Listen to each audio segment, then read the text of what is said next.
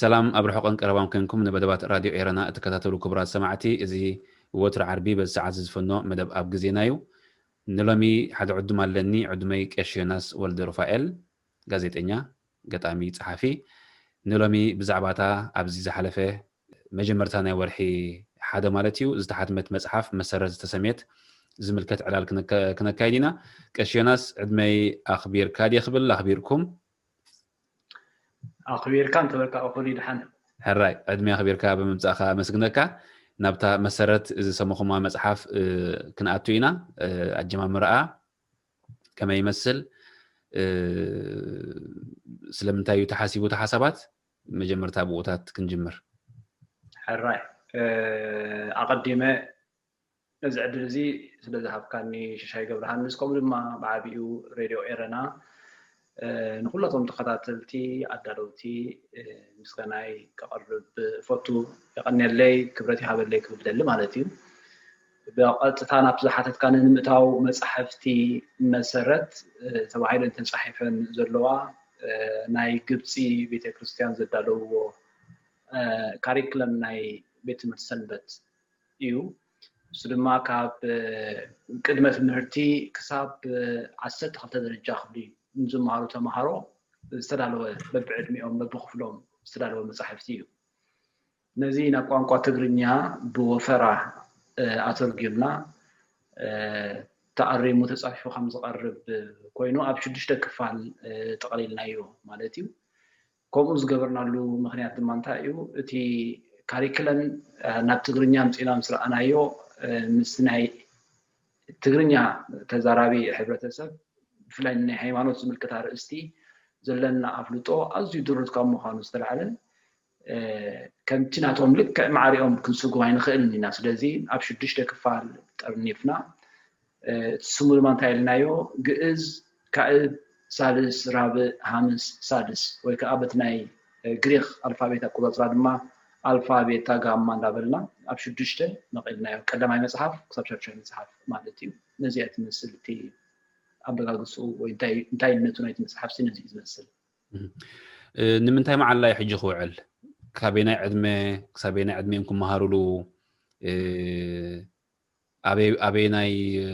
بوتاي خزرقاح وتصبغ أيوة حجتي مصحفت مسارات بحالا تشم مسارات زبد بعد ناينا مريزنا يو بتوم ناي قبسقن انتاي يوم زبلو نصاتهم ناي بيت مرتي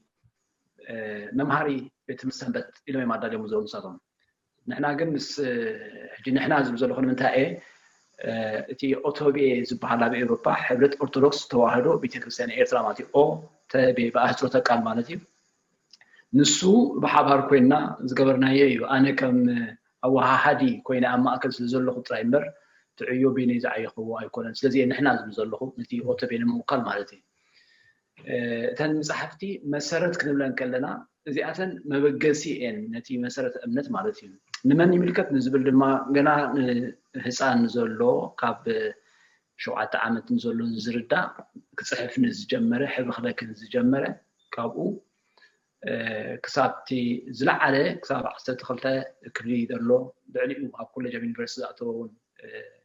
مبقسي مسارت يعني زي انتن منصف نبلل وكاتن مسارت ناي امنت مالتي نشدشتي إن مصحف من باب نمسارت امنت كامفلات مالتي لازم ما يزد ليو نزبل نقول يزد ليو نولدي أبز وان زيد ليومي مخنياتو أتقرأت كوينهم زنور لجزء مسارت امنت ما يتمحرون ندقهم كأيد ليومي مخنياتو حج مهارو وصل زلوا مالتي سلزي دق توم ولودن توم ولدن نحبار نخلاتهم ذدلي أبزوان زي أبنوح مسائل بمسارته نتمحارو تمرت سنبت تبعيلو استدلوا إيه عليك ركبي خيل بزرقحي وخما يزمسل زبال كان جما زرقحي أحتامي كله يزرقحو زلا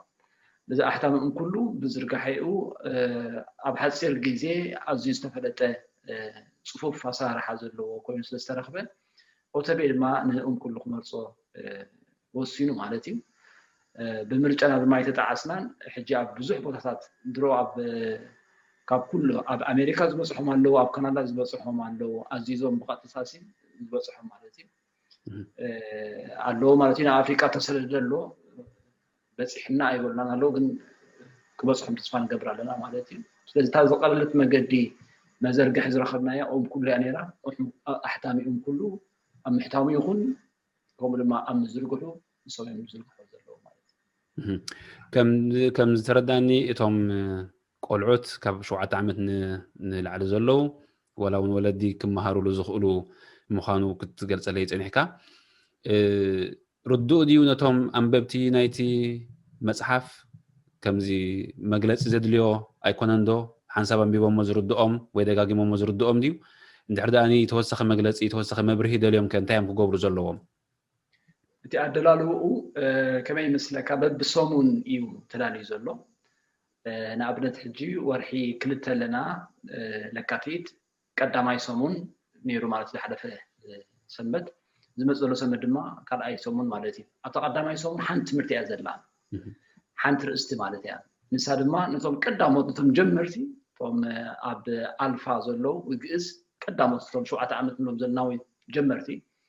ابناتهم حنت قص رياتات مرتي تمرت فرق قصيا بزح صحه زلو ايكونات مالتي نبال حنت مثال نحر وسيدنا بزعبا تقدمت الرئيس زلا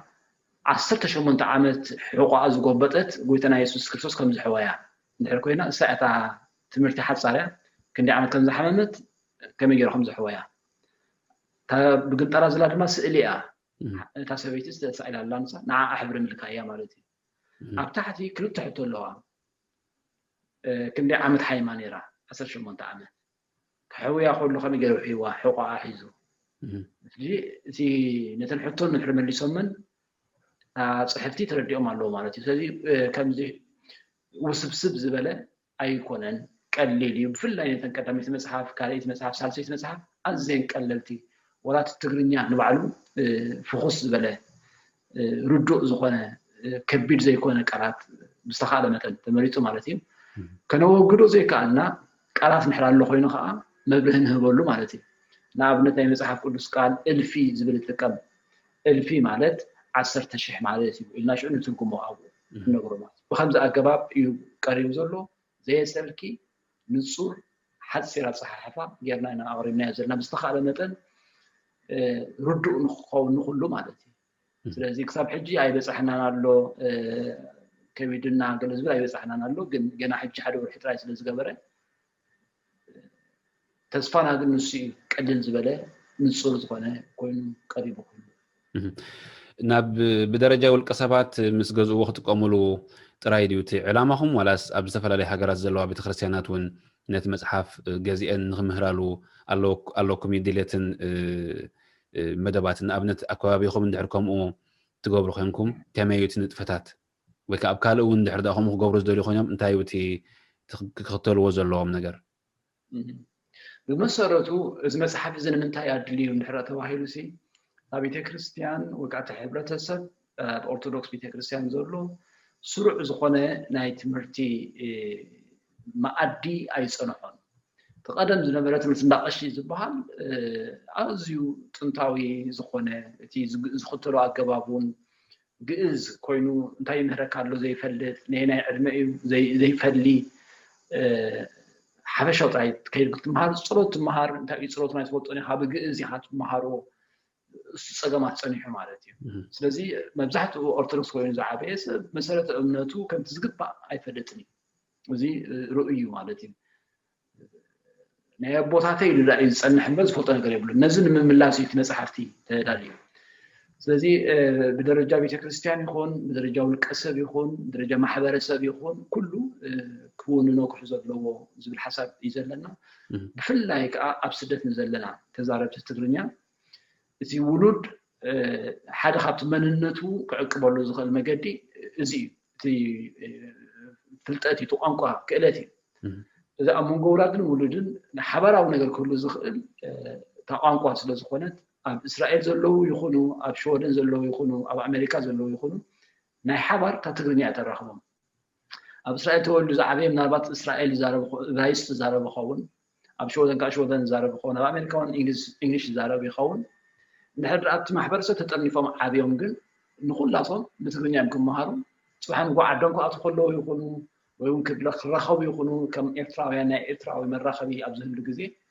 እቲ ናይ ሓባር መራኸቢኦም ቋንቋ ትግርኛ ትመንነቶም እውን ክዕቅበሎም ይኽእል እዩ ብዝብል ሓሳብ እዩ ስለዚ ማሕበረሰብ ቤተክርስትያን ውልቀሰብ ወለዲ ኣብያተ ትምህርቲ ንኹላቶም የድሊ እዩ ዝብል ሓሳብ ዘለኒ ጽቡቅ ኣብ ኣቀዳማይ ብልካ ዝገልጸለይ ከለኻ ካብ ናይ ግብፂ ከም ዝወሰድኩሞ እቲ ትምህርቲ እሞ እቲ መሰረት ካብኡ ከም ዝተተርጎመ ቁርብ ክተስፋሓለይ ይደልየ ስለምንታይ ካብ ካልእ ዘይወሰድኩሞ ካልኦት ከምኡ ገባ ስለዘይክተላ ድየን ወይ ምስ ናትና ሕብረተሰብ ኣይከይድን ስለዝበልኩም ዲኹም ወይ ስለዘየለ ብመሰረቱ መጀመርያ እቲ ቀረባ ዝምድና ዘሎና ቀረባ ርክብ ዘሎና ምስታይ ግብፂ ቤተክርስትያን እዩ ንባዕሉ እቲ ፓትርያርክ ክንከውን ርእስና ክንክእል ጥራይ ዘይኮነ እዚ ካብ መጀመሪኡ እውን እቲ ክርስትና ምስ ኢትዮጵያ ምስ ኤርትራን ኢትዮጵያን እቲ መበገሲኡ ወቃቱ ስሩ መንበሩ ንብሎ ማለት እዩ ካብ ግብፂ እዩ ቅዱስ ማርቆስ እቲ መንበሩ ኣብ እስክንድርያ ኣብኡ ስለ ዝኾነ ካብኡ ዝብገስ ድማ ንሃገራት ኣፍሪቃ ውክልና ስለ ዝነበሮ እቲ ናይ መጀመርያ ክርስትና ብዘባና ክኣቱ ከሎ ካብኡ ስለ ዝኾነ ኣባ ፍሬሚናጦስ ኣባ ሰላማ ትጵጵስኖም ካብ ግብፂ እዮም ተቐቢሎም መፅኦም ወላኮ ሰሪያዊ እንትኾኑ ስለዚ እቲ ዝፀንሐ ዝምድናን ቅርበትን ንሱ ሓደ ነይሩ ማለት እዩ ካልእ እቲ ማቴርያል እቲ መምሃሪ ብሉፅ እዩ ፅቡቅ እዩ ጠቃሚ እዩ ኢልና ኣሚናሉ ማለት እዩ በዚ ምክንያት እዚ ነቲ ሕብረተሰብ ኦርቶዶክስ ብዘይወላውል መገዲ እዚ ናትና ይኮነን ኢሉ ንዝስከፍ እንትኸይስከፍ ካብቲ ምንጪ ካብቲ ዓይኒ ማይ ካብኡ ረኺብና ከም ዝተርጎምናዮ እንትክፈልጥ ብኡ መሰረት ሕጂ ንኩሉ ዓይነት ሕቶታት እንትታት ከዓ ክንምልስ ስለዘለና ካብ ናይ ግብፂ ቤተክርስትያን ጌርናዮ ብቋንቋ እንግሊሽ ተተጻሕፈ ድማ ሓደ ረብሓ ነይርዎ ማለት እዩ ኣነ ንኹም ትርጉሞስ ቀሊሉልና ንባዕል ሶርያ ንባዕል ህንዲ ክህሉ ይኽእል ግን ምናልባት እቲ ቋንቋ ካልእ ከም ስለዝኾነ ኣብ ስደት ተወሊዶም ዝዓብዩ ቆልዑ ህፃውንቲ ነቲ ቋንቋ ትግርኛ ይትረፍ ብመጽሓፍ መልክዕ ከንብብዎስ ንምዝራብ እውን ዝጽገሙ ብዙሓት ከም ዘለዉ ዋላቶም ቆልዑት ዋላቶም ስድራ ቤታት ዝተፈልጠ ሓቂ እዩ ሕጂ እዚ መጽሓፍ እዚ ኣብ ትግርኛ ጥራሕ ቀሪቡሎ እሞ ተወሳኺ ብዶታት ኣይኮኖም እንዶ ነቶም ቆልዑትን ነቶም ወለዲ እውን ንዕኡ ንኸረድእዎን እንታይ እንተተገብረ እዩ ዝሓይሽ ጽቡቕቲ ሕቶ እያ እታ ተወሳኺ ብድሆ ኣይኮኖም እንዶ ዝብልካ ይኾኖም እባ ግን ከዓ ክኾኖም ኢና ደሊናዮም ብድሆ ክኸውን ኢና ደሊናዮም ምክንያቱ ዝሕዝን ነገር ክነግረካ እሞኒ ኣብ ኣሜሪካ ዘለዉ ኣሕዋትና መገላገልትና እዚ ስራሕ እዚ ክንሰርሖ ክሕግዙና ኣብዚ ሓተትና ኣሎም እወታዊ ዝኾነ መልሲ ኣይሃቡናን ዘቕረብዎ እንታይ ነይሩ ንሕና ንደቅና ብቋንቋ እንግሊሽ ኢና ንምህሮም ስለዚ ብትግርኛ ምድላው ረብሓ የብሉን እዮም ኢሎምና ብሓቂ ዝሕዝን ነገር እዩ ሓደ ትግርኛ ዝዛረብ ኤርትራዊ ነቲ ትግርኛ ክሳዕ ክንድኡ ገዲፍዎ ኣብ ደቁ ከብርሶ ዘለዎ ሓቐና ባህጊ ተስፋ ቆሪፁ ተሓሊሉ ክትሪኦ ከለካ ይስማዓካ ማለት እዩ ሕጂ ትብድሆ ኣይፀላእናዮም ክንብድሆም ንደሊ ኢና ምጅማሩ ዳዩ ከቢድ ዝኸውን እምበር ምስ ጀመርካ ኢኻ ፅቡቅ ይመስል እዩ ድሓር ናይ ቆልዑ ፅቡቅ ነገር እንታይ እዩ ኣብ ሓፂር ግዜ ክመሃሩ ይኽእሉ እዮም ንሕዳ ተበግሶ ተወሲዱ ክመሃሩ ከፅንዕዎ ይኽእሉ እዮም ዝብል እቶም ቆልዑት ባዕሎም እንተዘይነበብዎ መጀመርያ እቲ ወላዲ ብመሰረቱ እዚ መፅሓፍቲ መምሃሪ እዩ ነቶም ተምሃሮ ባዕሎም ዝመሃርሉ ዘይኮነስ መምህር ዝምህሮም ወላዲኦም ዝምህሮም ዓብ ሓዎም ዝምህሮም እዩ ሕጂ ሓደ ትግርኛ ዝኽእል ክህሉ ኣለዎ ናይ ግድን ንሱ እዩ ዘንብበሎም እቶም ቆልዑት ኣብ ምንታይ እዮም ክገብሩ ዝኽእሉ ኣብታ ሕብሪ ምልካ እዮም ምስ ገለፅካሎም ምስ ዝንተኻሎም ሕብሪ ክለኹ ይኽእሉ እዮም ትሕቶ ድማ ሓቲትካ እዮም ክምልሱካ ይኽእሉ እዮም ብኣፎም ምስ ግዜ ግን እንዳለመድዎ ክመፁ ኸልዮም ስለዚ ከምዚ ንበቡ ተባሂሎም ኣይእዘዙን እዮም ኣብኡ ኣብቲ ፅሑፍ ሕብሪ ለኸዩ ግን ይበሃል እዮም ንገሩ ግን ይበሃል እዮም ስለዚ ከምኡ እንዳበልና ከነጀምሮም ኣለና እታ ቤተክርስትያን ድማ ማእከል ናይዚ ኮይና ነቲ ሕብረተሰብ ኣብ መንነቱ ኣብ ምዕቃብ ክትሕግዞ ስለ ዘለዋ ቋንቋ ኣብ ምውራስ ኣቀዲሙ ፀኒሑ እዩ ፊደላት በቤተክርስትያን ይመፅዩ ትግእዝ ልና ንዛረበሉ ዘለና ፊደላት ፅሑፋት ተም ቀዳሞት ፅሑፋት እታ ቤተክርስትያን ተዳለወ ነይራ ሕጂ እውን እንተኾነ ኣብዚ እዋን እዚ ናይ ቋንቋ መንነት ኣብ ምዕቃብ ናብ ዝመፅእ ወለዶ ኣብ ምትሕልላፍ ከዓ ግቡእ ተረኣ ክትገብር ኣለዋ ቤተክርስትያን ካብ ዝብል ሓሳብ ኣብ ኣሜሪካ ዘሎ ይኹን ኣብ እስራኤል ዘሎ ይኹን ኣብ ሸወደን ዘሎ ይኹን ኩላትና ንደቅና ብትግርኛ ክምህሮም ተራኺብና ብርግፅ ክንዕወት ኢና ካልኦት ምሕረት ዓውቶም ሉሲ ንሕና ክንዕወቶም ኢና እቲ መጽሓፍ ብዙሕ ይኸይድ ከም ዘሎ ክትገልጸለይ ፀኒሕካ ምስኻ እውን የለን ሕጂ መርኣይ ዝኸውን ኣጋጣሚ ኣነ እውን ኣይሓዝኩን ፀኒሐ እምበር እንዳረኣና ምዕለልና ነርና ግን ኣብዚ ዲጂታል ክሪእዎ ክእሉ እዮም ማለት እዩ ብዝሒ ብዝኸዶ ጥራይ ኢኹም ክትልክዕዎ ዋላስ ብዝተረድኦ ሰብን ብዝፈለጦ ሰብን ኢኹም ክትልክዕዎ እንታይ ዓይነት መለክዒ ኢኹም ክትጥቀሙ ኸ ሕጂ እዚኣ ኣብ መጻኢ ክንደጋግሞ ኢናቲ መገዲ እምበሪ ዝሓለፈ ሰንበት ከመይ ረኺብኩመን ዝብል ሓደ ናይ ዘተ መድረኽ ጌርና ነርና ማለት እዩ እቶም ሰባት እቶም ተጠቀምቲ እቶም ነበብቲ ባዕሎም ከመይ ከም ዝረኸብዎን ክዛረቡ ምእንቲ ማለት እዩ እቲ ዝተዋህበ ርእቶ ብፌስቡክ እውን እቶም ዝተኸታተልዎ ብዙም እውን ተኸታቲሎም ኣለዉ እቶም ዝተኸታተሉ ማለት እዩ እቶም ዘይተኸታተሉ ዕድል ዘይረኸቡ ግን እቲ ርእቶ እንታይ ዝብል ነይሩ ኣዝዩ ከም ዝጠቐሞም ንባዕሎም እቶም ወለድሲ ክምህሩ ኢሎም ዝሓሰቡስ ንባዕሎም ከም ዝተማሃሩ ገለገሊኣቶም ድማ ትፅቢቶም ታሕቲ ፀኒሑ እዚ ናይ ህፃናት እዩ ጥራይ ዝብል ሓሳብ ነይርዎም ዳሕራይ ግን ምስ ረኣይዎ እዚ ደኣ ሙላዕናን ኩላይን ዝጠቅም ዝብል ሓሳብ ከም ዝሓደሮም ኣዝዮም ከም ዝተሓጎሱ ከም ኣቀራርባ ከም ዝመሰጦም ምክንያቱ እቲ ኣቀራርባ እንታይ እዩ ከመይ ጌርካ ትምህር እውን ኣይትፈልጥን ኢኻ ኣብቲ መፅሓፍ ግን ኣለዎ ካሪክለም ስለ ዝኾነ ኣርእስቲ ይህበካ ዕላማ ይነግረካ መጀመርያ ዕላማ ናይዛ ትምህርቲ እንታይ ምዃኑ ይነግር ድሕሪ ዕላማ ድማ መእተዊ ይገብረላ ካብታ መእተዊ እታ ትምህርቲ ብቐንዳ ይምህር ብድሕሪኡ ሕቶታት ይሓትት ኣብ መወዳእታ ድማ መዓላ ዝብል ኣለዎ እዚ ትምህርቲ ዝተማሂርካ ኣብ ምንታይ መዓላ ክተውዕሎ ኢኻ እንታይ ኢኻ ክትገብሮ ኣብኻ ሓደ ሓሳብ ሂብ ስለዚ ከምዚ ጌርካ ከም ዝመሃር እውን እቲ ኣገባብ ኣመሃህራ ንባዕሉ ካብኡ ተማሂርና ዝበሉ እውን ነይሮም በብዕድሚኦም በብደረጃኦም ምዃኑ ሓደ ብሉፅ ነገር ነይርዎ ካልእ ዘይትንክፎ ኣርእስቲ የለን ኣብቲ መፅሓፍቲ ብዛዕባ ቤተክርስትያን መፂኻሲ ካብ ደገ ጀሚርካ ካብ ቀፅሪ ጀሚርካ ቅርፂ ኣሰራርሓ ቤተክርስትያን ጀሚርካ ውሽጢ ቤተክርስትያን እቶ መፅሓፍ ቅዱስ ኣብ መፃፅኡ በል ኣናብብኡ በል መንፈሳውነት በል ማሕበራዊ ህይወት በል ኣብ ትምህርቲ ኣብ ኩሉ ነገር ብዛዕባ ናይ ሚድያ በል ኣብኡ ዘይትንከፍ ኣርእስቲ ዳርጋ የለን በብትዕድሚኡ ማለት እዩ ስለዚ ፅልዋ ሜድያ ኣሎ ፅልዋ ዕሩኽ ኣሎ ብዛዕባ ዓይናይ ሞያ ሰሪሕካ ክትዳሎ ከም ዘለካ ብዛዕባ ናይ ክረምቲ ዕረፍቲ ብዛዕባ ኩሉ ኣርእስታት መፅሓፍ ቅዱስ ድማ ኣብኡ ተዘንትዩ ኣሎ ታሪክ ቤተክርስትያን ኣሎ ስለዚ እቲ መፅሓፍቲ ንኩሉ ዓይነት ኤርያ እንትሓትሉ ንኩሉ ዓይነት ኣርእስትታት ዝትንክፍ ኮይኑ ኣብ 6 መፅሓፍቲ ተፃሒፉ ኣሎ ነዚአን ዘንበበ ድማ መሰረተ እምነቱ ፅቡቅ ገይሩ ክፈለጥ እዩ ዝብል ስለዚ ፅቡቅ ገምጋም ኣለና ኣብዚ ቀዳማይ ግን ምናልባሽ ኣብ ካልኣይ ሳልሳይ ግዜ ክንሪኦ ኢና ማለት እዩ ያ እቲ መቸም ህዝቢ ኤርትራ ኣብ ደገና ውሽጢ እንዲ ዘሎ ከምቲ ይፍሉጥ ናብ ውሽጢ ኤርትራ ክበፅሓሉ ዝኽእል መንገድታት ክንታይ ትገብሩ ኣለኹም ዕላማኹም ውሽጥን ደገን ናብ ዘሎ ኤርትራዊ ድዩ ዋላስ ኣብ ደገ ናብ ዘሎ ኤርትራዊ ጥራሕ እዩ ሕጂ ንግዚኡ ብርዱእ ምክንያት ኣብ ውሽጢ ዓዲ ኣብ ኤርትራ ዝኣትወሉ መገዲ ብክፉት መገዲ ክህሉ ኣይክእልን እዩ ማለት እዩ በቲ ዝከኣል መገዲ ግን ወከኣቱ እዩ እቲ ዕላማ ኣብ ውሽጥን ኣብ ደገን ንዘሎ ኩሉ ተዛራቢ ትግርኛ እዩ ንዓና ንኤርትራውያን ጥራይ ዘይኮነ ድማ ነቶም ካልኦት ትግርኛ ዝዛረቡ ህዝብታት እውን እንተኾነ ከምኡ ዓይነት እምነት ንዘለዎም ዝጠቅም መፅሓፍቲ እዩ ማለት እዩ ስለዚ ኣብ ትግራይ ዘለዉ ትግርኛ ተዛረብቲ ይኹኑ ኣብ ካልእ ክፍሊ ዓለም ዘለዉ ንሕላለው ኮይኖም ከዓ ከምኡ እዩ እሞ ስለዚ ንግዚኡ ግን ኣብ ኤርትራ ኣብዚ እዋን እዚ ብቐጥታ ክኣቱ ዝኽእል ኣይኮነን ስለምንታይ ዘይ ክእለቲ መጽሓፍ ተኸተልቲ ኦርቶዶክስ ክሳብ ዝኾነ ካብ ቆልዓ ክሳብ ዓቡን ክሳብ ዝኾነ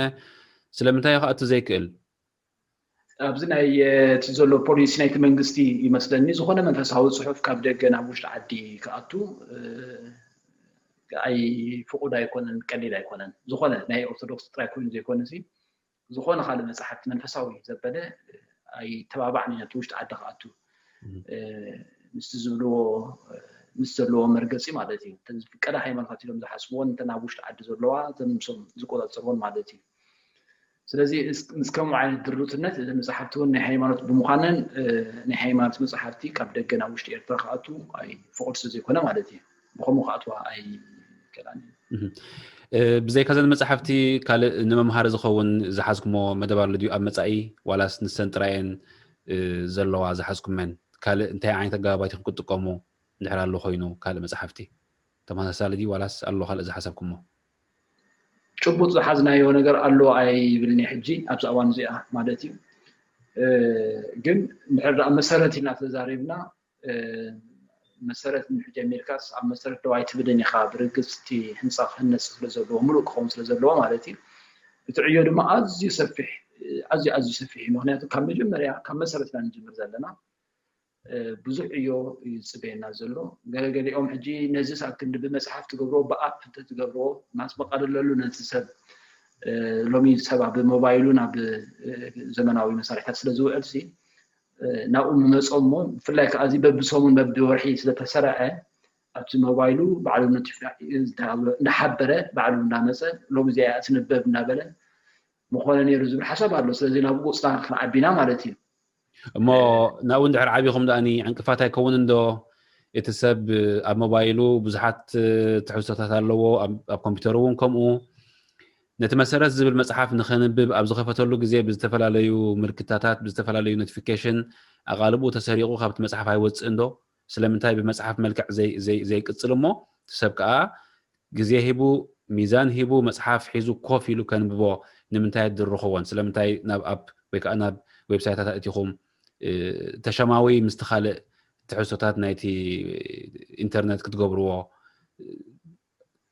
ኣለኩም ዲ ሓሳብ ወይስ ስለምንታይ ከምኡ ክትገብርዎ ትሓስቡ ጉድኣቱ ዶ ኣይበዝሕን ምርጫ ኮይ የለ ምርጫ የለን እቲ ሰብ እቲ መንእሰያዊ እዩ ዘሎ ሕጂ ከምቲ ዝበሃል ድማ ሰብ ናብ ቤተ ክርስቲያን ተራእዘይ መፂስ ሓደ ቅዱስ ኣቦ ከምኡ ኢሉ ይበሃል ናብ ቤተ ክርስቲያን ናብ ሰብ ከይድ ኣለዋ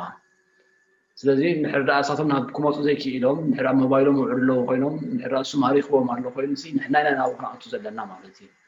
ኣብኡ ኣቲና ካብኡ ሒዝና ንወፃሉ መገዲ ከናድለና ማለት እዩ ስለዚ ፈቲኻ ገለ ትገብሮ ነገር ኣይኮነን ተገዲድካ ተኣትዎ እዩ ግን ከዓ ሕጂ መፅሓፍ ቅዱስ ኣብኡ ኣሎ ብኣፕ ኣሎ ንኣብነት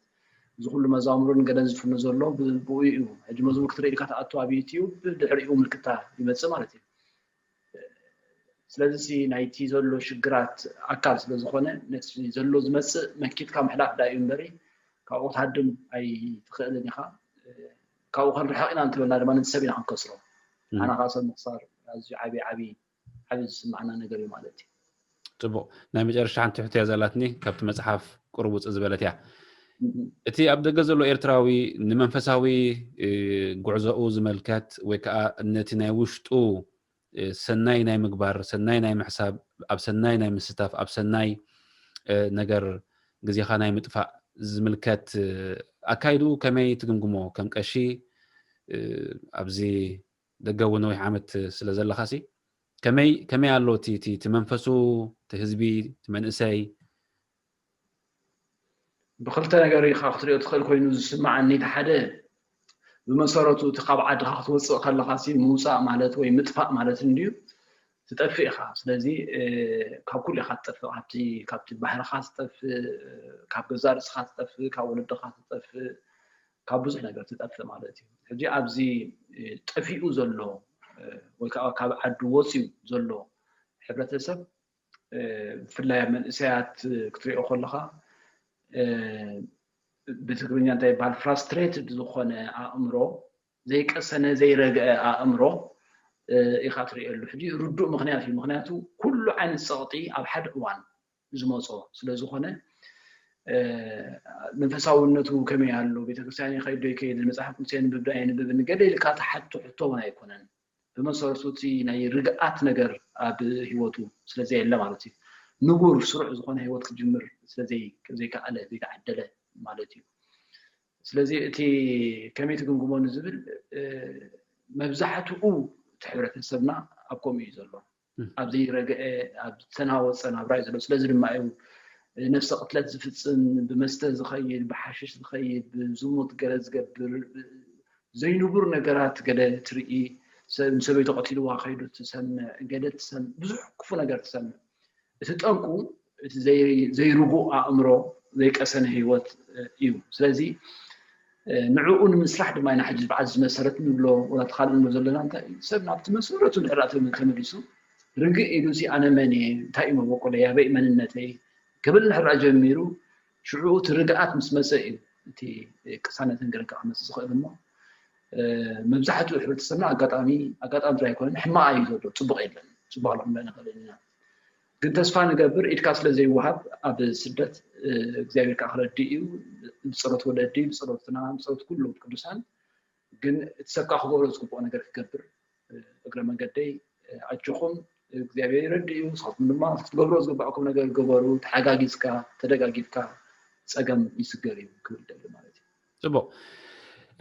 ኣብ መጨረሽታ ሓንቲ ለቦዋ ትመስል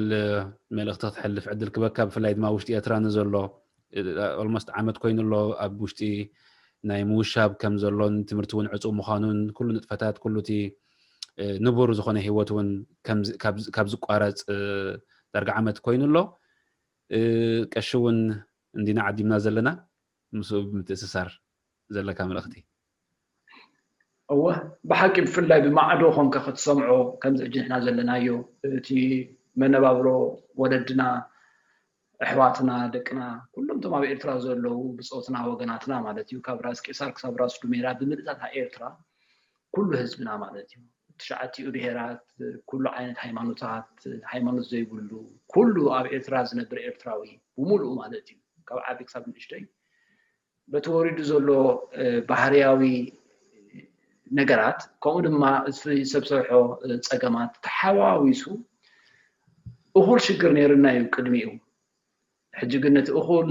ኣኺሉ ዝተርፍ ፀገማትና ካልእ ተደራቢ ናይ ምውሻብ ነገር ድማ ተወሲኽዎ ክሰምዕ ከለኻ እቲ ርዝነቱ ብጣዕሚ ከቢድ እዩ ሰብኣይ ኣብ ገዛ ኮፍ ተላኢሉ ክመፅእ ዝኽእል ኩሉ ዓይነት ፀገማት ክትግምቶ ቀሊል ኣይኮነን ግን ይሕለፍ እዩ ፀልማት እውን ይሕለፍ እዩ ክሕለፍ ተለኣ ኮይኑ ግን እንታይ እዩ እቲ ሰብ ምዃን የድሊ ርህራሄ የድሊ እቲ ጉልበት ዘለዎ ብጉልበቱ ገንዘብ ዘለዎ ብገንዘቡ ንሕራእ ተደጋጊፍና ክንሰግራ ክኢልና ተራር ግዜ ዘይወግሕ ፀልማት ምችም የለን ክወግሕ እዩ እዛ ኣጆኹም እግዚኣብሔር ፀሎትኩም ይስማዓዮ ይብል ንሕና እውን ንፅልይ ኣሎና ቶም ኩሎም ዝፅልዩ ዘለዎ መዓልትን ለይትን እውን እግዚኣብሔር ሓደ መዓልቲ ክምልስ እዩ ተስፋሲ ኣብ እግዚአብሔር ኣሎ ዘይሓልፍ መከራ የለን ንግዚኡ እንተፀመተ ከምቲ ወለድና እውን ዝብሉና ክወግሕ ክደሊ ከሎሲ እቲ ዝኸበደ ፀልማት ሽዑ እዩ ዘሎ ድሕሪኡ ብርሃን መፅእ ማለት እዩ ስለዚ ኣጆኻ ህዝቢ ኤርትራ ካብ ላዕለ ክሳብ ታሕቲ ካብ ንስ ክሳብ ዓብይ እግዚአብሔር ምሳና ኣሎ እቲ ህዝቢ ድማ ፍቅሩን ሓድነቱን መምላስን ንስሓን ጣዕሳን ገይሩ ሓድሕድ ንሕራእ ተደጋጊፉ ግዜ ክሩህ እዩ ኣጆኹም ክብል ደሊ ፅቡቕ ነተን መፅሓፍቲ ዝምልከት ክበሃል ኣለዎ ትብሎሞ ዘይበልናዮ ዘይጠቐስናዮ እንድሕር ኣሎ ኮይኑ ዕድል ክበካ እሞ ክንወድባ ዳርጋ ጠቂስናዮ ኢና ንኣፍልጦ ዝኣክል ኩሉ ማለት እዩ እንታይ ኢና ዘለና ኩሉ ዓይነት ኣርእስታት ዝሓቆፈ ቅልል ብዝበለ ኣገባብ በብዕድሚኡ ዝተዘርግሐ መፅሓፍቲ ስለዝኾነ ንወለዲ ንመንእሰያት ንኩሉ ዘድሊ መፅሓፍቲ እዩ ስለዚ ዘየድልዮ ክፋል ሕብረተሰብ የለን ብፍላይ ንዓና ነዞም ትግርኛ ንዛረብ ኢልና ኣለና ኣገባብ ኣረኻኽቡ ዝምልከት ድማ ብኦም ኩሉ ክረኽብዎ ከም ዝኽእሉ ብዝቐለለ መገዲ ንሱ ስለዝኾነ ወላ ሰብ እውን እቶም ኣብ ኤውሮጳ ዘለዉ ንኣብነት ኣብ ኣፍሪካ ንዘለዉ ብፀቶም ክሰድሎም ከም ዝኽእሉ ኦንላይን ጥራይ ክእዝዙ ከም ዝኽእሉ ኣድራሻን ጽሒፎም ሲ ብቐጥታናቲ ዝለኣኽ ዘሎ ሰብ ክበጽሕ ከም ዝኽእል እቲ ገንዘብ ዘለዎ ነቲ ዘይብሉ ክሕግዝ ብፍላይ ከዓ ኣብ ኣፍሪቃ ዘለዉ ኣብ ሱዳን ኣብ ኢትዮጵያ ኣብ ኡጋንዳ ዘለዉ ኣብ በዓል ማሊ ሊብያ ዘለዉ ንዓኣቶም ሲ እቲ ግዜውን ጽቡቕ ክኸውን ስለ ዝኽእል ክድግፍዎም ክላቦ ይደሊ ማለት እዩ ካልእ ግን ስለዝተዋህበና ዕድል የመስግን ናይ ደጋጊመ ዘመስግን ክብረት ይሃበለይ ንኹሉ ህዝቢ ኤርትራ ረዓባ ይፍጠረሉ ሰናይ ጊዜ ጽቡቕ ጊዜ ቁሱን ጊዜ የምጽኣልና ፈጣሪ ኣነ እውን ስለ ግዜኻ ቀሼናስ ወልደ ሩፋኤል ካብ ኡምዮ ሽወደን ኣዝየ የመስግን ብኻል ኣጋጣም ምስ ካልእ ትሕዝቶ ክንራኸብ ተስፋ ግብር ንሎሚ ግን ኣመስግን ኣቐኒለይ